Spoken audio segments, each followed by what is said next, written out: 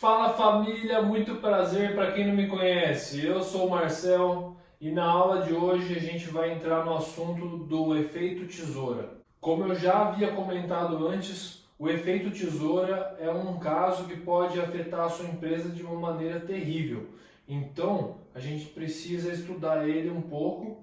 E para isso eu vou puxar esse assunto de novo, que eu estou falando bastante, que é a necessidade de investimento em giro e o saldo em tesouraria. Para começar, a gente tem que entender quanto uma empresa precisa de dinheiro para financiar a sua operação. Então a gente tem a nossa pergunta. A gente precisa de dinheiro de curto prazo para financiar a nossa operação? Como que a gente vê isso? Primeira coisa que a gente tem que fazer é analisar o ciclo de caixa. Então, para fazer a análise do ciclo de caixa, a gente viu, e eu vou deixar aqui o vídeo se você quiser assistir de novo, ou se você não assistiu ainda, você precisa encontrar o prazo médio de estoque, o prazo médio de recebimento, achar o seu ciclo operacional, e então você também verifica qual é o seu prazo médio de pagamentos. E ali você vai ter um prazo em dias, positivo ou negativo. No caso dele ser negativo, significa que você está pagando os seus fornecedores, você está pagando o seu passivo circulante operacional só depois de receber, depois de vender os estoques. Então isso significa que são o seu passivo circulante operacional que financia o seu crescimento, basicamente os seus fornecedores.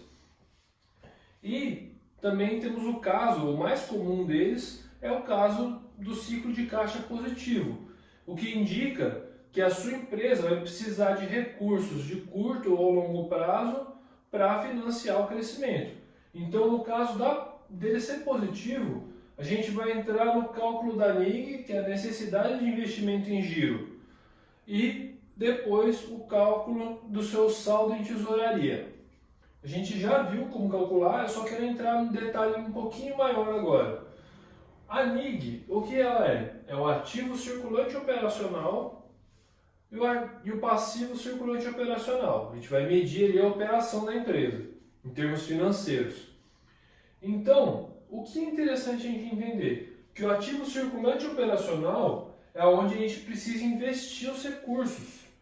Então, essa aqui é a operação. Se a sua operação cresce, algum lugar vai ter que retirar recurso. E o passivo circulante operacional seria o ideal. Por quê? Porque as fontes de recursos que são do passivo operacional, primeiro de tudo, são recursos não onerosos. E isso é muito bom, porque você olha ali, você vai fazer um empréstimo ou você vai usar o dinheiro do seu fornecedor?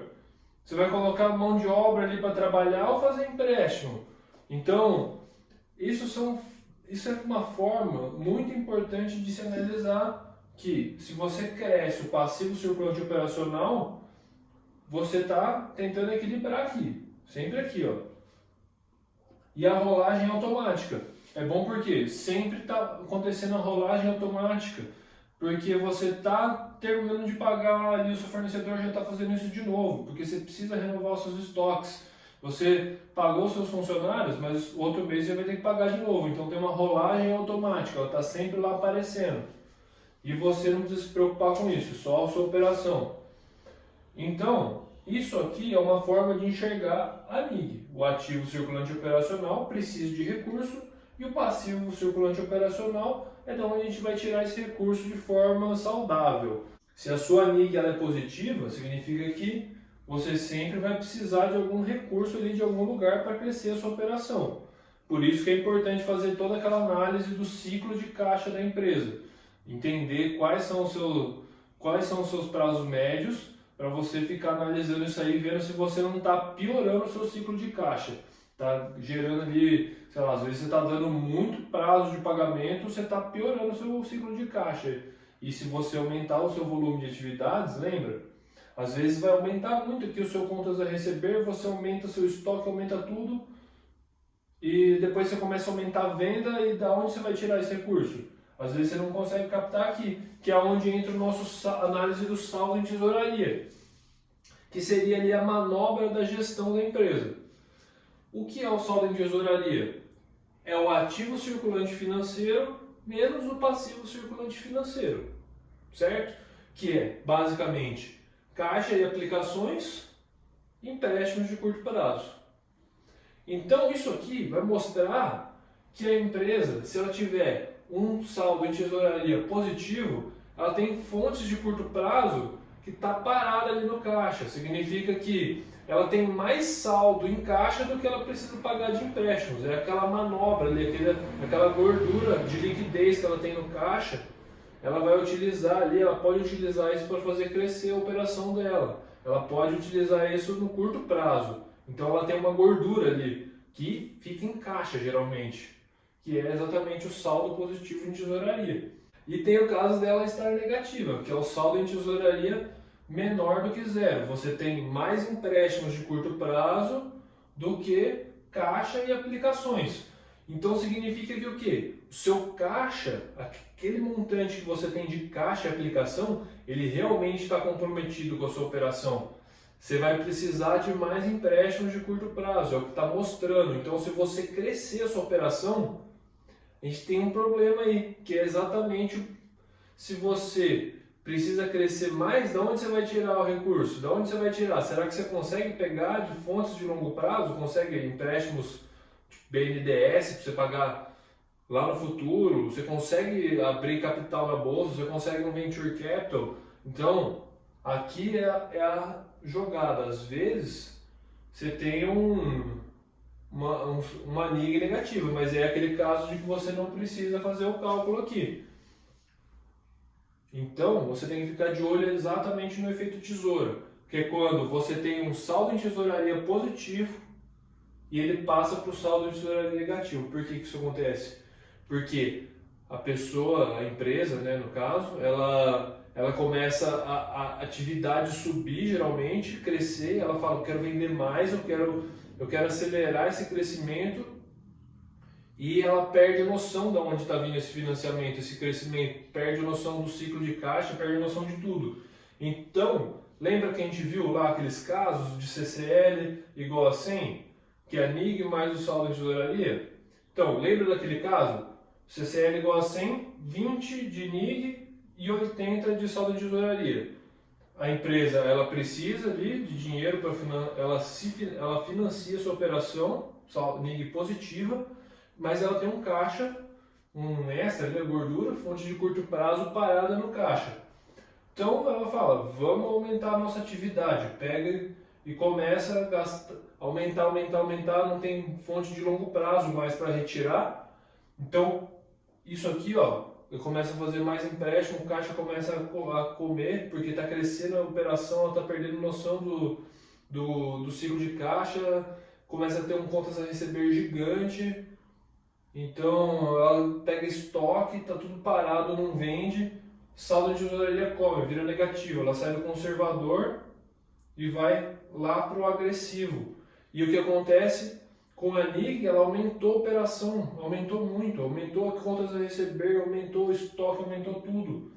E ela não conseguiu acompanhar isso com o fornecedor. O que aconteceu? A NIG subiu, foi lá para 120. Lembra aquele caso? Seria o ano 2. Então esse efeito tesoura acontece quando existe essa mudança de um ano para o outro. Ela tinha um cenário que ela estava conservador, ela tinha saldo em tesouraria, mesmo com a NIG positiva ali, ela tinha um saldo em tesouraria, e o que aconteceu? A NIG explodiu por causa do volume de atividade, perca do ciclo de caixa, da noção do ciclo de caixa, e ali aconteceu um modo exponencial de crescimento dela, e o saldo em tesouraria foi consumido, precisou pegar recursos de curto prazo, e agora a empresa está ela precisou crescer muito, e agora ela está no curto prazo apurada, ela está agressiva.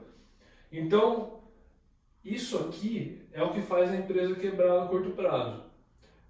O gestor ele tem que saber utilizar isso aqui. Uma grande empresa ela consegue utilizar isso aqui perfeitamente, porque a gestão ela pode utilizar disso. Agora, que a gente chegou aqui, ela já está pensando que vai chegar aqui, então ela já está pensando no recurso de longo prazo que ela vai captar, se ela vai abrir capital, se ela já tem o venture capital no jeito, o family office, o próprio sócio já está pensando em aportar mais. Tem gente que se alavanca na pessoa física para aportar mais para fazer isso aqui, porque daí o que? O saldo de tesouraria cresce, financia a NIG, ela para um pouco de crescer, aí ela mantém um pouco aquele crescimento. Depois ela vai fazendo, sabe? Isso aqui é um equilíbrio, ela tem que saber utilizar disso aqui para ter períodos de crescimento rápido, estagna um pouquinho, crescimento, estagna. Por isso ela tem que ir em degraus no crescimento. A empresa que ela sabe analisar isso aqui, ela não quer. Tem, lógico que tem startup que quer dar o boom porque já tem um monte de recursos, já gente louca para investir, né? Porque vê que crescimento, aquele oceano azul gigante, pronto para ser desbaravado, lógico que a pessoa já é o estilo, mas ela sabe disso. Então muita gente não conhece isso aqui, acha que vender a solução e quebra. E assim a gente tem o nosso clássico problema, acabei de falar aqui, que é a empresa, ela chega nesse ponto, só que aí ela não tem onde retirar recursos, sabe? Se ela já está muito endividada no curto prazo, o banco fala que não quer emprestar, ninguém quer emprestar dinheiro, e aí ela começa a se endividar de um jeito de oneroso, sabe? Aquela estrutura de capital vai comer ela lá no DRE, vai acabar com o resultado dela, por causa da onerosidade desses empréstimos de curto prazo.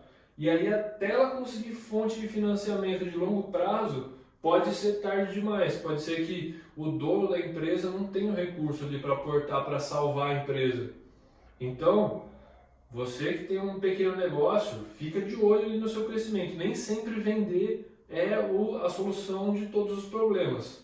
Tem muita gente que vai para a internet, que vai lá e coloca lá, faz um anúncio do produto, lá de repente, pô, estoura, ele explicou perfeito, todo mundo não conhecia o produto, passou a conhecer, falou, vou comprar. Já vi relatos na internet de gente que quase quebrou por causa disso, porque vendeu tanto que passou por uma dificuldade tremenda de conseguir esse capital para crescimento. É uma coisa que pode quebrar sim, porque você fica muito endividado, quebra a sua estrutura de capital. E agora a gente entendeu os riscos de curto prazo da empresa, ali, da parte financeira, ali, o que demanda de dinheiro para operação e como isso pode trazer um risco grande se você está pensando no aumento de volume de vendas.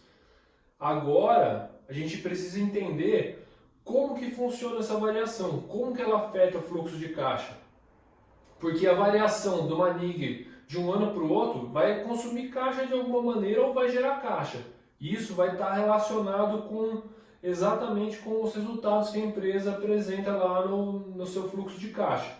Então a gente vai começar a fazer essa relação e identificar alguns indicadores muito interessantes que a gente pode analisar aí nas empresas abertas de capital na bolsa. E então é isso. Se você ficou até aqui, eu espero que você tenha gostado desse vídeo. Não esquece de deixar aí nos comentários se você ficou com alguma dúvida, se você quer acrescentar alguma coisa, eu vou te ajudar da melhor maneira possível. Deixa aí o seu like, curte a nossa página, segue aqui o nosso canal do YouTube, ativa as notificações, segue a gente no Instagram também, que lá eu posto muito conteúdo relevante em imagem, que é legal para você salvar. E é isso, espero que você tenha gostado desse vídeo. Muito obrigado e até a próxima aula.